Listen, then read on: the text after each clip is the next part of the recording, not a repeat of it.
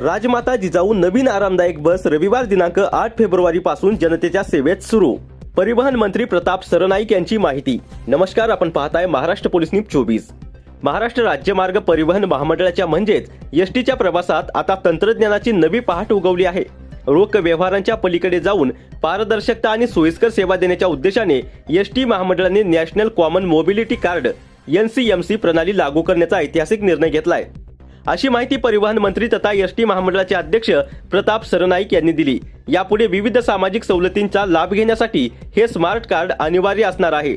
मंत्री सरनाईक म्हणाले की ही केवळ तांत्रिक सुधारणा नसून प्रवाशांच्या विश्वासाला डिजिटल बळ देणारे पाऊल आहे। सवलतींची अचूक नोंद, पारदर्शक प्रतिपूर्ती आणि रोख विरहित व्यवहार या तिन्ही गोष्टी एका कार्डमध्ये सामावल्या जाणार आहेत। या प्रकल्पासाठी महामंडळाने मेइबिक्स टेक्नॉलॉजीज ली आणि NSDL पेमेंट्स बँक यांच्याशी करार केला असून लवकरच सर्व आगारांमध्ये नोंदणी मोहीम सुरू होणार आहे।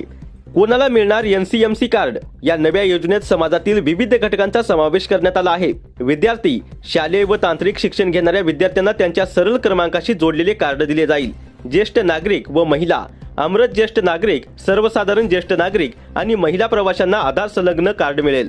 दिव्यांग प्रवासी, UDID क्रमांक जोडून विशेष सुविधा असलेले कार्ड, पुरस्कारार्थी व पत्रकार, स्वातंत्र्य सैनिक, आदी स्वीकृतीधारक पत्रकार आणि राज्यस्तरीय पुरस्कार विजेत्यांना विभागीय कार्यालय येथील मुख्यालय आगारामार्फत वितरण। कार्डची वैशिष्ट्ये: प्रवासात स्मार्ट कार्ड सोय, किंमत: नवीन कार्ड 199 रुपये GST सह जुने स्मार्ट कार्ड जमा केले जाईल। महाराष्ट्र पोलीस न्यूज 24 साठी महाराष्ट्र प्रतिनिधी हारून शेख।